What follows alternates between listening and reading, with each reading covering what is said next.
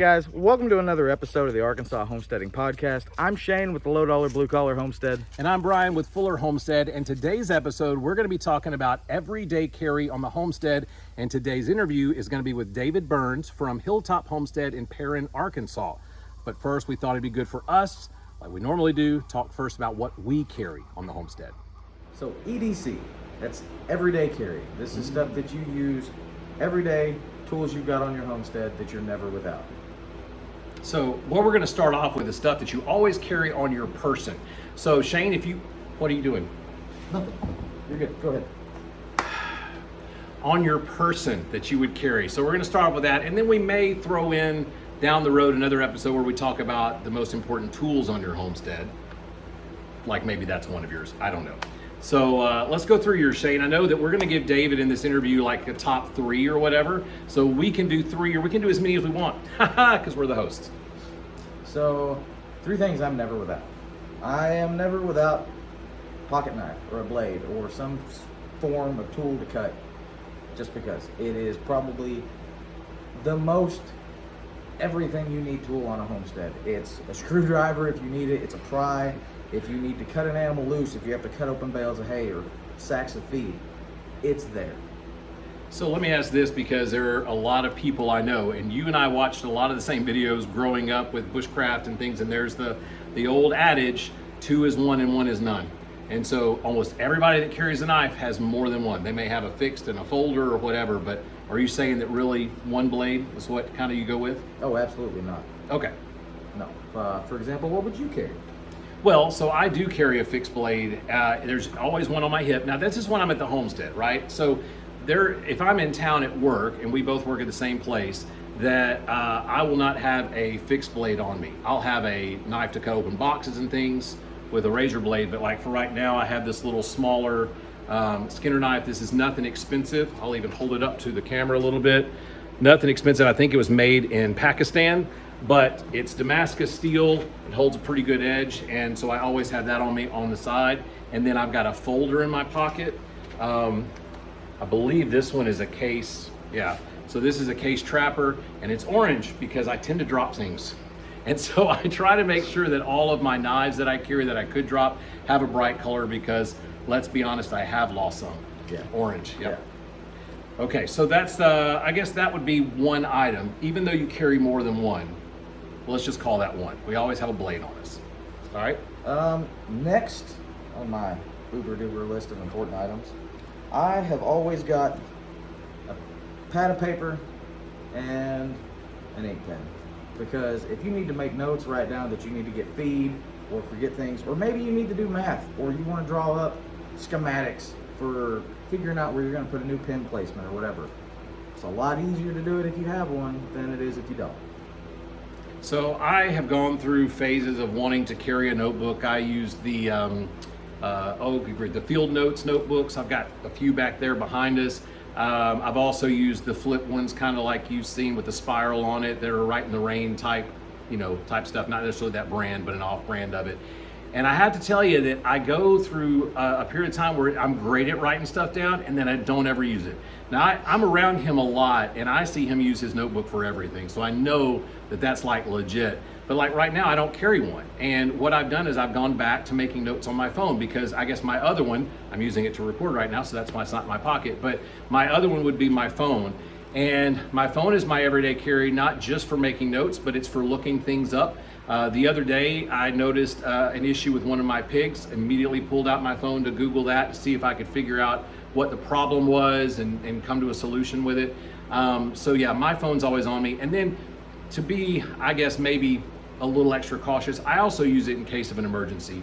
I don't have a huge piece of property out here, but if I were to get, like, let's say I was with the pigs and I got, worst case scenario, got trampled by a mom who was trying to protect her babies or something, right? And I was in a place where I could call for help, that would be something that I could use it for. Or if someone needed to catch me in an emergency. So my phone's always on me. So that's number 2 for me. Not even that. It's hot in Arkansas right now. It's, as you can tell. Yeah. Sweating. We're in some of the hottest months. You can be out, heat stroke, heat exhaustion, it's a thing. Yep. You may not be able to make it back to your vehicle or to your house. it's a great thing to have. Yeah. That was my third, was my phone for those exact reasons. Yeah, and valid point on the other side. I didn't think about the, I thought about mechanical injury, but then you got other things that could happen. The heat stroke, and that's very possible right now. I don't even know what the temperature is, but it's got to be close to 100 right now. It's on 101 when I left. 101. Yeah, no bueno. Okay, so then I think my third thing, and this is going to seem weird, but I always have it on me, is my watch. And I stopped using my phone to be my primary timepiece because I found there was no telling what condition my hands were going to be in, whether I had grease all over them or animal guts or whatever. And if I needed to check real quick on the time, I wanted to be able to do it real fast. So I bought this cheap Timex Expedition. I think it was 20 something bucks on Amazon. And so that's my third thing that's always on me. It's nice. Oh, yeah. Don't get mud and fecal matter. Exactly. And I'm not saying that when I've had to search on my phone and stuff, it still didn't get it dirty. It obviously does. But I'd rather look for my time on my watch. And if I'm being really bushcraft dorky about it, even though I can see my house from pretty much anywhere on my property, I could use this as a navigation because it's analog. It is an analog timepiece. I could get a sense of direction. It did have a glow in the dark option where you could push this and it would glow, and that no longer works. But it was cool, so I could see it at night. It doesn't even keep the date right anymore. I need to really get another one. It does tell time. It keeps time really well, so that's good. Yeah, twice a day. Twice a day, it's always right. Okay, so that leads us to today's interview with David. He's going to tell you a little bit more about his setup and where he's located specifically. Really cool story, so check this interview out. We'll be back to wrap it up in just a bit. So we're joined today by David at the Hilltop Homestead. David, why don't you tell us a little bit about yourself? My name is David Burns. I'm with Hilltop Homestead. About 2 years ago, my wife and I inherited this property from my grandfather after he passed away. Him and my grandma, they lived out here for probably around 45 years. When I had met my wife, she wasn't used to this setting or environment or lifestyle, but it was something. We didn't call it homesteading. It was just how I grew up. It was just what you did. But when we moved back to Arkansas from Missouri, we bought a house right in the city limits. And at the time, it was a nice place. It was a good starter home, but I never felt like I was where I was supposed to be at. I always knew that I wanted to go back to my roots. I was just drawn to it. It was familiar. And I think we lived in that house for probably 14 or 15 years until we were able to have this property. And we continued to live in that house for probably another year after we had got the property.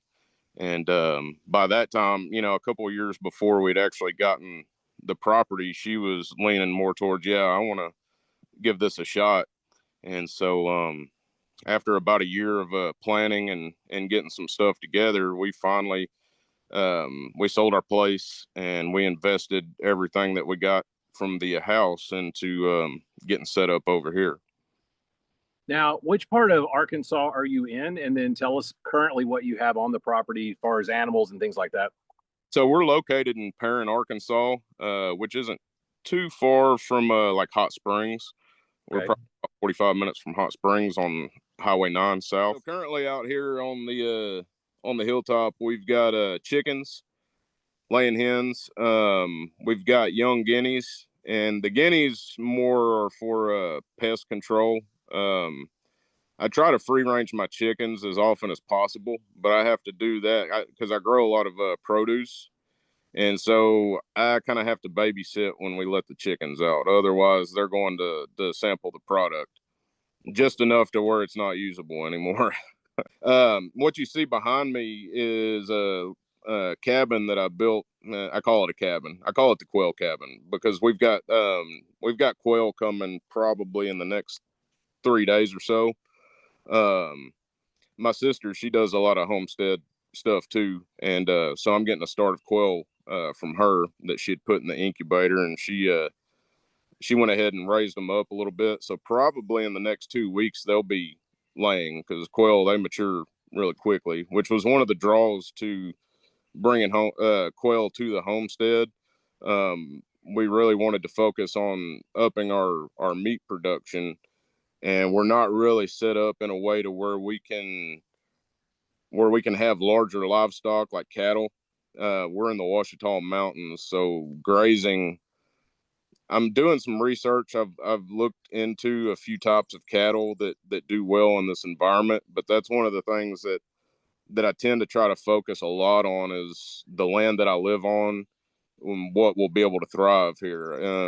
I think that's one of the reasons people run into hardships or kind of start to fail is they don't get a feel of the land that they're moving on to before they start to bring in livestock or before they start to try to grow produce.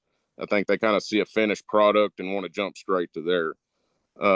Which, don't get me wrong, there's been a huge learning curve for me moving out into this area as well. But I try to keep my cost as low as possible. And I try to be resourceful. I try to use reclaimed product for projects when I can. But ultimately, at some point, you are going to have to spend money. That money that you spend, I think, needs to be well thought out and well planned to get the maximum benefit of spending that money. You can spend when you go out and just getting set up in chickens alone can cost a lot. But you start getting into bigger livestock and stuff like that, you can really lose a lot of money quickly if you're not prepared to handle the livestock that you bring in. So we try to do a lot of careful planning before we start to implement things out here. So did you mention how long you guys have been out there? Yeah, we've lived out here for 2 years. This is our third spring living out here. So, and it's true what you said, especially with larger livestock. You look at piglets, you know, you're looking anywhere from 75 to 200 a piece, depending on breed. Cattle, even more than that. Yeah, well, and that's one of the things too. When you start getting into larger livestock, as far as fencing and you know, you can use reclaimed material and wood and stuff to build, you know, huts and structures and stuff. But as far as fencing goes, that's one of the things where I recommend go ahead and spend the money and set that up correctly, because that is going to be nothing but a pain down the road. If you don't have a proper enclosure for your livestock, you're going to lose animals. You're going to be more susceptible to predators and just a lot of different stuff. That one of the other things, we eventually do want to introduce pigs out here on our homestead, but we do have feral hogs as well. And so that in itself poses different risk, just as far as you know, parasites and illnesses and stuff like that. So before I bring pigs onto the homestead, that's one of the things I'm going to make sure that I have a very sound enclosure, and we'll probably do some hot fencing as well, just not necessarily to keep mine in, but to keep the wild ones out. Yeah, we've had pigs out here for a couple of years, and we did feeders. We kept sows for the first time this last year, but even with bringing in different feeders, whether it be like we have Durocs now. Before, it was kind of like anything with a snout and a tail we would take, just, you know, based on the price they were growing out. Because I rarely have anyone that would ask, well, what breed of pig this pork chop from? Nobody really cares. They just want the food, right? Mm-hmm. But I've had some that would one strand of hot wire, and that's all I ever use. I'd move them all through my woods on one strand. They never tested it. And Yep. then I'd get my next set of feeders, and they'd be like, ha, ha, I laugh at your hot wire. Yep. And they're all over the place. They would meet me in the carport when I came home from work. They'd been out all day. And that's one of those things that you're not going to know everything, you know, and I tell people a lot, you know, sometimes it's okay to start with a bad plan, because you're going to gather data, you're going to collect information, and you're going to see what you need to correct. And bringing in different, especially with pigs and stuff like that, you're not going to really know what's going to work until you start to do it. And there's always going to be places where you can refine and say, okay, pigs work out here, but maybe, you know, we had better luck with that last round of pigs than we did this one, you know. And so you've always got to be making mental notes of everything that you're doing along the way, because you are going to run into things that just don't work. I don't care how much money you spend or how resourceful you are. Sometimes things just don't work. Besides your livestock you've got and your crop you grow, what else do you guys do that's unique or crazy or? So really one of the cool things that we started this year on the homestead, um, we so our main purpose of homesteading over anything was just to become more sustainable. And we haven't got to the point. Our ultimate goal is to get to where we can produce about 80% of our own food. Anything over that, if we get to a point to where we can start to generate revenue after that, will be great. But the revenue is not our primary focus right now. It's just to get to where we're more independent.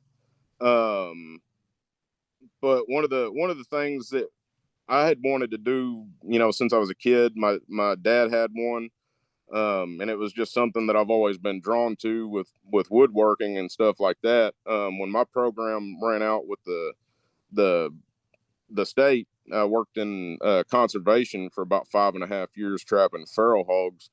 That farm bill kept getting pushed back, and the funding was running out. And my wife and I had talked and said, maybe now's the time to introduce it. So I was able to do that and go out and buy a sawmill. So we've started a sawmill service here on the homestead, which we're portable, and I will do some portable top stuff. I will go out on location and do some sawing. I prefer to do most of my work here at the homestead. There's just one of the things I found: when you go out and work on location, the landowner is usually always really interested in what's going on and wants to kind of be involved with doing it, which some people it's okay, but some people just shouldn't be around sawmills or heavy equipment, and it's a lot of there's a lot of risk.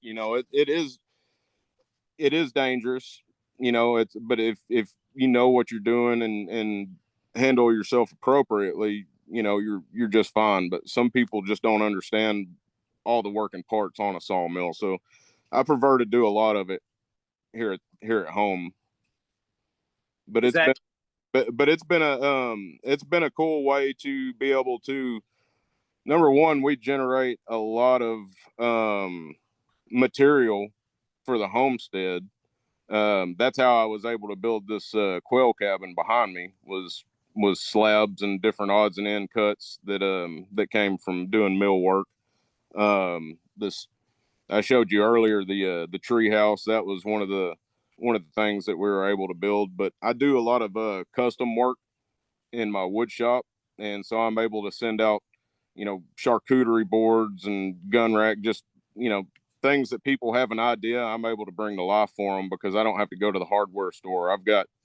I save a lot of different cuts that come off of that mill. Some people would look at it and be like, why do you hold on to that? Because I know that there's value in it, and I know down the road that someone's going to appreciate the look of that once I am able to turn it into something that they had in their head. So that's been a way that we've been able to generate income and be able to, it's kind of double purposed for us. So we talked with people that have had jobs off site of the homestead. It sounds like you're doing a lot of work there with your family. Does your wife work off property? How does that work? Yeah. So my wife, she works off property. We're pretty fortunate on that end. She's a nurse at UAMS over in Little Rock. And so she works 3 days a week. She works long days, 12-hour shifts, but she is able to be home still 4 days a week. And so that means a lot. And that was another reason why we decided to go ahead and invest in the sawmill business as well, because we realized that in order to be successful at what we're doing and make it more than a hobby, both of you guys know it takes a lot of time to homestead. And if even working, a 40-hour, 50-hour a week job, if you want to homestead, you're going to still homestead. But like you said the other day, you're out there at 3:30 in the morning feeding and watering before you're going to work. And when you get home, you probably still, even if it's dark, you're outside feeding, watering, and checking on livestock, or, watering gardens, whatever it is that you're doing. And if you want to do that, then it's still possible, but you're going to put a lot of time into doing it. And I found that, if I was able to find a way to generate revenue, I knew the homestead itself, as far as our setup right now, was not going to, pay the rent. So we'd thought about it for a while, and I talked to a lot of guys that are in the business, and it just seemed like, one of those deals that once we made the initial investments and got set up, that we would be able to start bringing that in. And it's held pretty true to I had a lot of sawmill guys. They told me, they was like, man, the only thing about owning a sawmill is once people find out that you've got one, you're going to stay busy. I said, And that's kind of what I'm looking for. It's like your neighbor finds out and they're telling their friends, and so that's been pretty cool. It actually opened up an opportunity. Back during February, I was able to go and mill lumber for Homestead Rescue with the Rainey family. So that was a kind of a unique experience. My wife and I, we had watched that show long before we had ever moved over here to this property. It was something, we kind of get our shows and we don't branch out very much until we've watched all of that show. Then we're like, oh, what are we going to watch next? But it was something that I'd always liked, to, Alaskan bush people and all that kind of stuff. I just enjoyed the aspect. And where we were living currently, we just weren't set up. We weren't in an environment to where we could thrive in that way. And there were things that we could have done with that property, but we were just so unmotivated, just being surrounded, and just, it wasn't where we were going to be. But we were able to live vicariously watching the Rainies and other families. And so it brought us joy to watch that show. And I would have never thought in a million years that I would have been able to go and help another homestead family, on that show. And I had a lot of people that was like, man, you ought to talk to Marty and get them to come out to your homestead. And I'm like, man, it would be cool. But then on the other hand, the Rainies only come out if your homestead's failing. And as cool as it would be to have some of their knowledge and some of their help, I enjoy the fact that I'm not to the point where I need to call in heavy reinforcement to come and bail me out.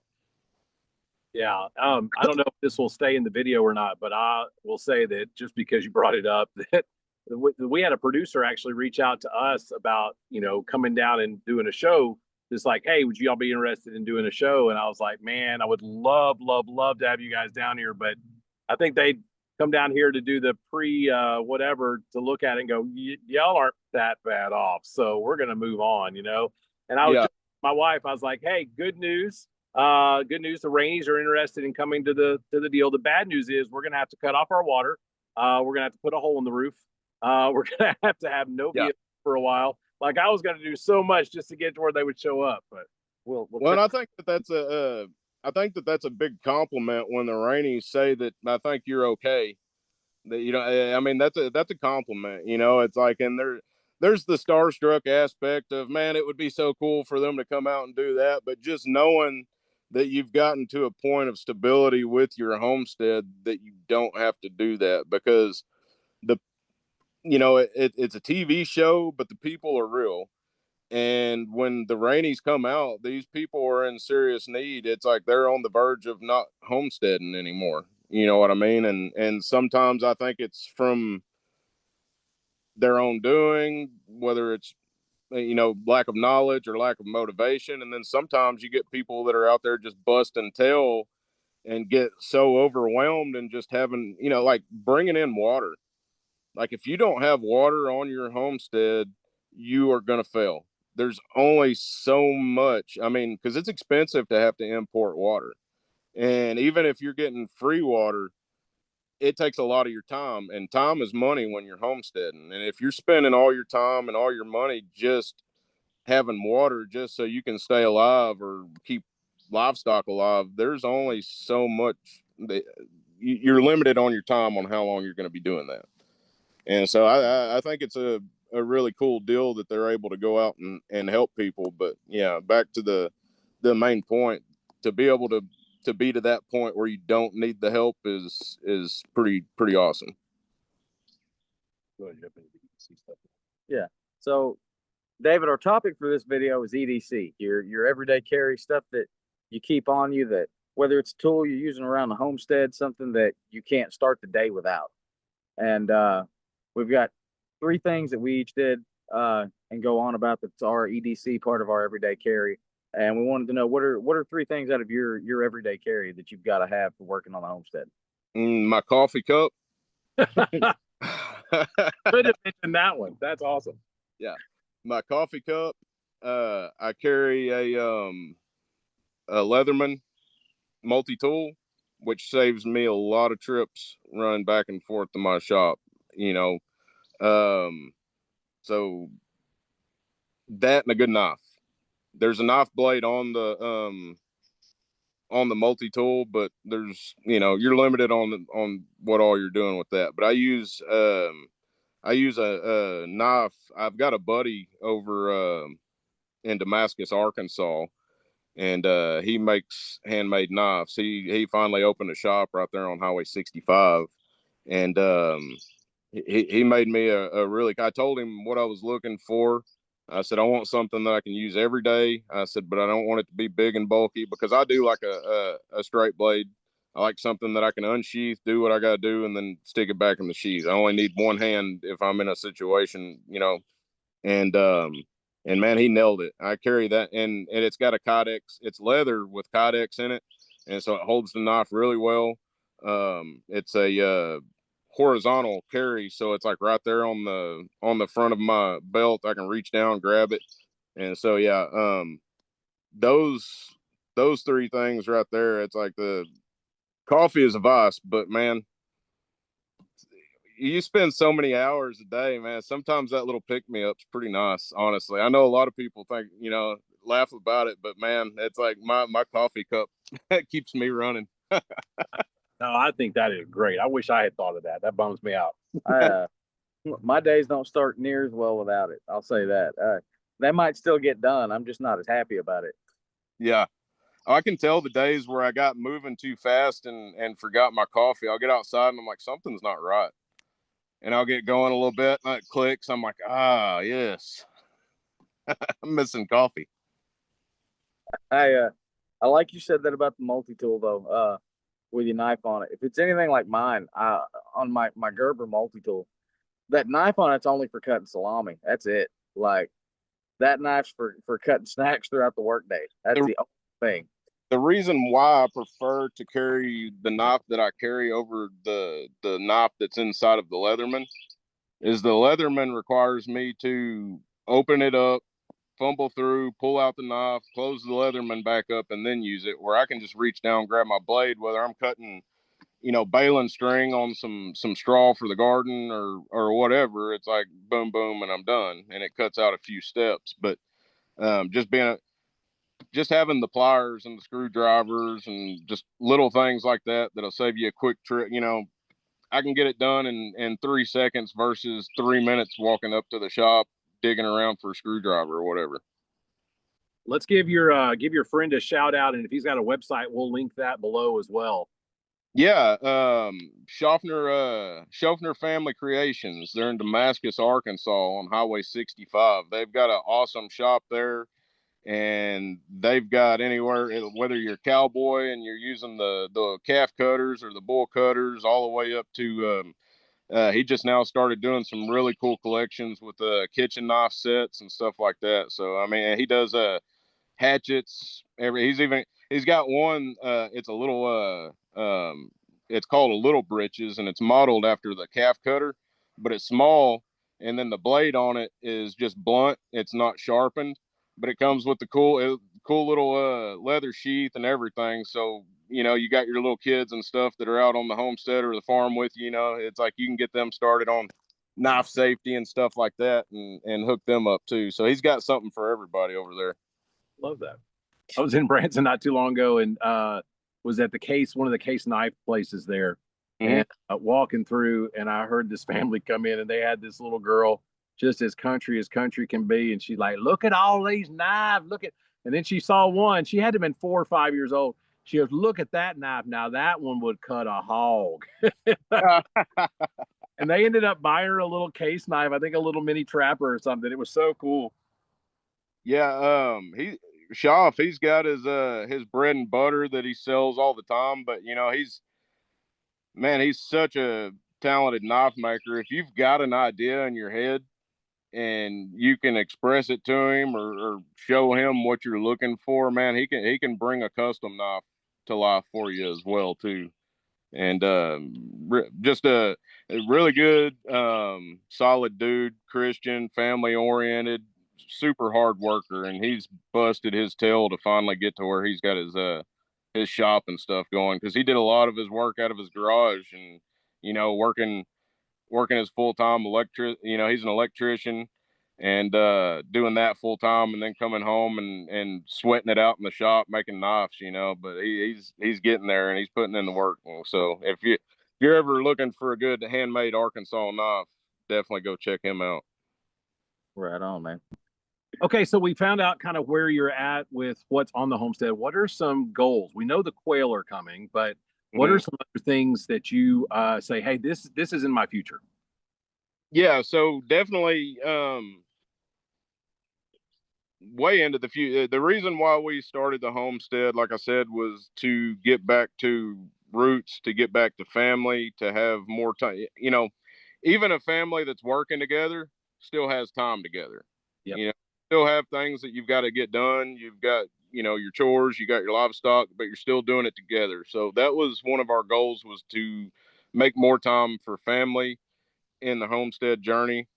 Sustainability, you know, I feel like we're fed this line that we live in a nation of independence, but more and more often I see so many people that are caught up in dependency, you know, just going and getting your food from the grocery store and not really having a concept of where your food comes from. And if things ever go south, you know, it's like, and I'm not saying, you know, apocalyptic south, but I'm saying things happen, and, you know, products don't get to come across the pond. They're out there hung up. We've seen that recently, you know what I mean? And things are, shelves start to empty, and, you know, now what do?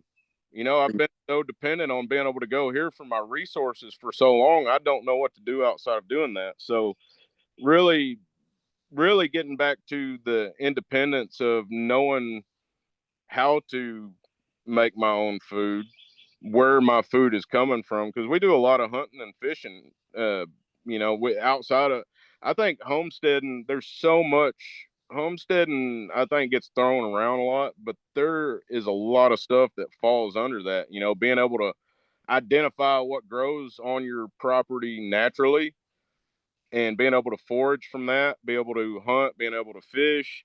And so that ultimately, that's where we want to be. But as far as livestock, I like fast generating meat. You know what I mean? You don't tie as much money up per unit. And when you get into stuff like quail, when you get into rabbit's a wonderful meat source. And if you're crafty enough, you've also got the furs that you can use to generate money as well for other, you know, projects and stuff like that. So we're going to definitely be bringing in rabbit. We've got the quail coming in another 3 days. And then probably, I don't know if we'll ever get to the point where we do bring in cat. If we do, it'll probably be something like Dexter's, but we've still got a lot of infrastructure to build before that ever comes to plan. We've got a lot of fence. The Dexter's, you've got to use the field fence. You know, a lot of times, you know, every scenario is different, but a lot of the people that I've talked to that raise Dexter, they highly recommend doing the field fence over just barbed wire. They said if you want to be up at 2 o'clock in the morning or during a snowstorm chasing down cattle, they said go with the barbed wire. You know, but probably pigs, rabbits, and the quail, and then on top of, because we don't just raise chicken just for eggs. We do generate meat from our chickens as well. And that's one thing. I know it's a little off topic from what we were talking about, but that's one thing that I would recommend to anyone that's getting into homesteading. Make sure that you're willing to, when you bring in livestock, you're not creating a petting zoo. If you're really wanting to be self-sufficient and being able to raise your own food, don't bring in an animal that you can't take that animal's life and put it into your freezer or put it into your skillet. Um, you want anything that comes onto your property needs to serve a purpose. And I know some people just get a lot of enjoyment from looking at their animals and stuff like that, but that's more of a hobby. If you're really going for homesteading, you've got to be able to eat those animals. They've got to serve a purpose, and if even if you're not eating that animal, if you're growing gardens and stuff, utilize that fertilizer. But I would definitely say, there's only so much that you're going to get from growing gardens, and be wisely what crops that you are growing. Pick stuff that you can, pick stuff that you can turn into dry goods and store stuff that's going to have longer shelf life. See a lot of people that get into wanting to grow just a huge variety of stuff, and they don't yield very much of anything because they've overcrowded, overplanted, and just went crazy. And I did that. I'm guilty of that. This year was over the past 3 springs, I started narrowing down. It's like what worked last year, what didn't work. Okay. Well, obviously I had too many varieties, had too much going on. This year I narrowed down to just what worked and what I would be able to grow the majority of and what I would be able to put up for food. So definitely, as far as livestock though, definitely make sure that you're willing to do what is necessary with that animal to be able to provide for your family with it. I that's one of the hardest things. I know you've got girls, and I've got a little girl. But of course she wants to name everything that we've got, and not name it breakfast, dinner, supper. She's got names for every bird, it doesn't matter. And that's one of the worst parts because I'm not attached to anything. Don't get me wrong, I love my animals, but I like to eat even more. It shows. I think that it's important to love your animals. I think that animals that you love and take care of and show kindness, I think that they produce Taste more. better. Yeah, I really do. I think there is something into giving that animal all the care that you can give it while it's here. Happy animals make better food. I mean, honestly, and that's something that I was fortunate enough with our journey is all three of our kids. My youngest is 7 months old. My son is 3 and my daughter's 4.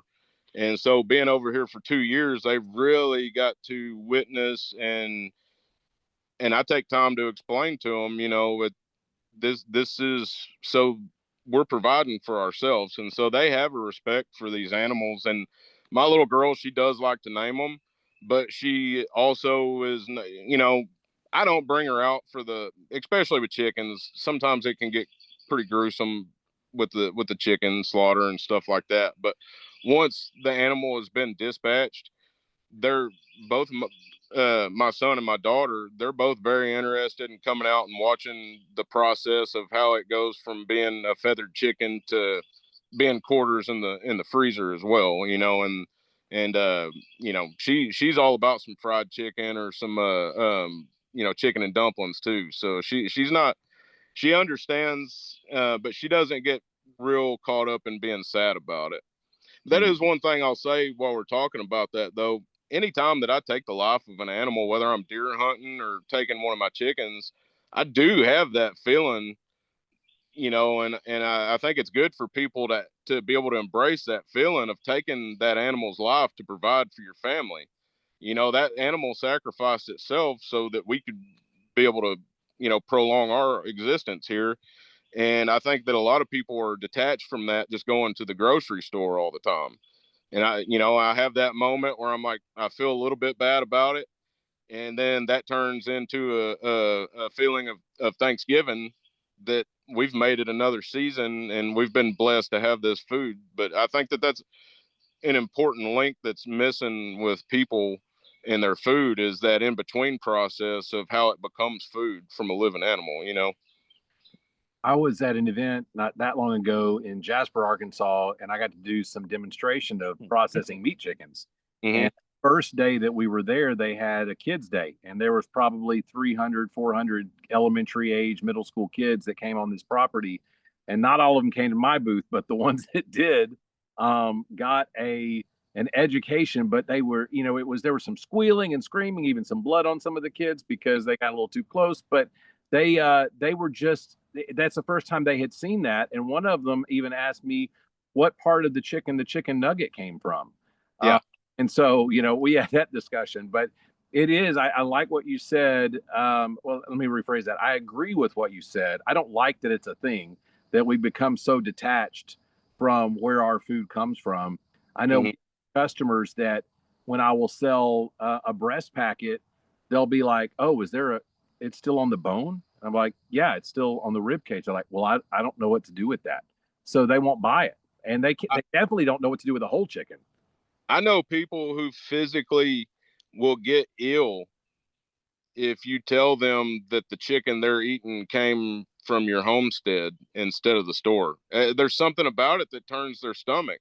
Even eating, I know some people that are so far detached from that life that eating farm fresh eggs instead of store bought eggs is kind of like messes with them a little bit. You know what I mean? But you know, with the I don't understand it. You know what I mean? It just they have it in their head that not as it's not a clean environment. You know, it's like I don't understand that. You know, it's like they think.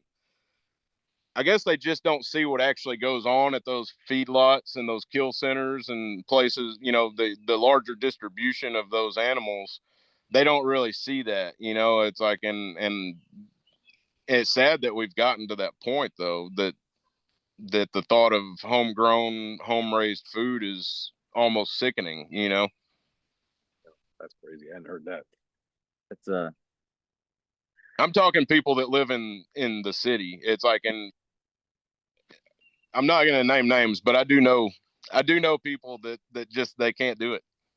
I do think that for those people that are out there, there seems to be, and I don't know if this has been your experience, but it has with ours, even in our Searcy Pangburn area, there's more people that are wanting though to get away from the big stuff that they buy in the grocery store, and they do want small farm raised things. So I think that's encouraging. People are trying to get away from a lot of the medicine that they're hooked on. Not saying that there's not a place for medicine, obviously, but trying to be healthier in the way that they eat and they choose their food.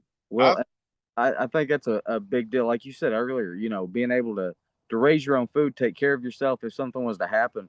I think that was a big push for homesteading with a lot of people within these last couple of years. Price of eggs got up to 10, 15, $20 a dozen. Yeah. And, you know, a lot of people like us were still selling eggs, you know, $3, $4 a dozen because it was nothing to us. We had eggs coming in constantly. But for a lot of people, it was like, wow, I could have fresh eggs every day. I could have, you know, a dozen, 2 dozen every other day, whatever it is. And I feel like that was a really big push for a lot of people to kind of open their eyes to the concept of it and the idea of it. Like, okay, even if I'm not full on homestead and I could have backyard chickens, I could have a couple here, something where I'm worst come to worst, I've got something to eat, something that I can do something with here. You're 100% correct. I was going to say the same thing. You know, I think that a lot of people already had homesteading on in the back of their mind just before we got to COVID. I think people were already getting to a point where they were wanting more time with family. They were getting just caught up in the race. A lot of people were, you know, and we've seen that a lot with just I guess the Gen Z generation. You're seeing a lot of the tiny homes and the school bus homes and not going into debt and just kind of doing your thing, you know, and that is one thing that generation that I'll get. There's a lot in that generation that we're kind of moving back a different direction, you know, and I really I see the value in doing that, you know, and we've gotten to a point in our society, and it's been that way for a while. We criticize people for going against the grain. It's like, you're not doing what you've been programmed to do. You got to get, I don't care if you like the job or not, it pays good. You got to do that for the rest of your life and don't think about doing anything else. And if you're not doing that, then you're a failure. You know, you're looked at a certain way if you're not doing the status quo. And so I like, but I think once we got to that point where COVID hit, and we really started seeing what could happen, a crisis situation with supply and demand and just availability. That really, I think, opened a lot of people's eyes, especially the people that already had it in the back of their mind. Yeah, I think there's been a really big surge in the homestead movement, moving past COVID. You know, Yeah, Joel Salatin calls it the homestead tsunami. it's been huge. And I think just be careful. Some advice that I'd give to anyone that's thinking about homesteading or has started their journey on homesteading. There's a lot of information available online. There's a lot of videos. There's a lot of stuff like that. But be very careful about the content that you're taking in and allowing you to influence you in your journey. It's always good to pick up ideas from other people that have been doing it, that have knowledge, but don't look at someone's homestead that's been doing it for 20 years and think that you're going to jump in and have a homestead just like theirs in a matter of 2 years, because you're not. And if you're thinking that way, then you're going to fail. You're going to get so burned out that you're trying to do everything all at once. Homesteading is a journey and you're never going to get to the point where you want to be, because by the time the point comes where you've gotten to where you thought you wanted to be, you've already got 20 more ideas that you want to implement. It's a constant growth, and don't overwhelm yourself and don't get so caught up that you burn yourself out, because it's easy to do. Focus. What I try to tell you, be 1% better every day. If you built a structure when you first moved onto your homestead and it's been working, but you're at a point now where you can go back and be like, I can improve that structure. I've got stuff somewhat under control. I've got time. I can go back and I can improve that structure now. Don't start building a new structure. Go fix the one that needs some attention, and then move forward and start the other structure, the idea that you've got next. But always, if you can be 1% better every day over the course of the year, you've done a lot of improvement to your place. I don't like being called out like that. Well, I just remember the first time I ever heard about the concept of square. That was kind of cool for building. So, yeah, we don't follow that rule here. Okay, good. We get a good old eyeball, and then it's like, okay. Yeah, there ain't nothing about this unit square, my friend. All right. So if people want to get in touch with you, whether it is for business or just reaching out, having questions, what's the best way to do that? And give us any other details like social media that you want them to find out. Yeah. So if you want to contact me directly, as far as the sawmill service, Hilltop Sawmill service, 501-652-0152. Whether you've got logs that you want to bring in to have milled up, or if you've got a large enough job that would constitute me traveling to set up to go, because there's going to be charges and stuff involved with me traveling to do it. But if you've got a large enough job that would, be beneficial for me to do that over transporting the logs, then we can definitely do that. If you want to, I post a lot of different stuff on TikTok, a lot of my homestead stuff, a lot of the sawmill stuff, and then some general tomfoolery and political views land on there as well. So if you want to get a better idea of who David Burns with the Hilltop Homestead is, you can check me out at Sawdust Revival on TikTok as well. Very cool. Well, David, thanks so much for joining us for this episode. We appreciate all your insight, wisdom, and just learning more about your homestead. Yeah, man. Thank y'all for having me on. I think it's super cool to see what you guys are doing with the podcast and being able to bring some, I want to say, like, real life to the homestead, shine some light on the real side of homesteading, because I'm not going to say a dark side, but there's the other side of homesteading that you don't see usually on YouTube and TikTok, because there's it's not all sunshine and rainbows all the time, and don't let that stop you from following the journey, but don't be surprised when it happens either. Guys, thanks for joining us again for another episode of the podcast.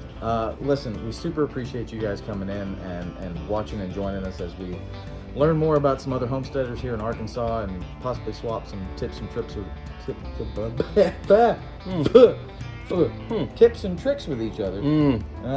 Special thanks to David Burns for joining us for this episode. We have a secret. We're not going to tell you all about it, but just know that David is going to come back for a future episode and talk about something pretty exciting, but we can't give all that information out right now. If you'd like to keep up with us on social media, you can do so by following Fuller Homestead on YouTube. We do have an Instagram channel, though I'm not quite as active on there as I am YouTube. You can find me on TikTok, Instagram, and YouTube. To find all of our social media, or to be able to send us an email, ask us a question, maybe put in for an interview, you can find us through the link tree in the description on this video, on our channel, and it should take you there from there. And that's going to do it for today's episode. We thank you again for joining us, and we love that you are interested in doing homesteading in the natural state, the natural way.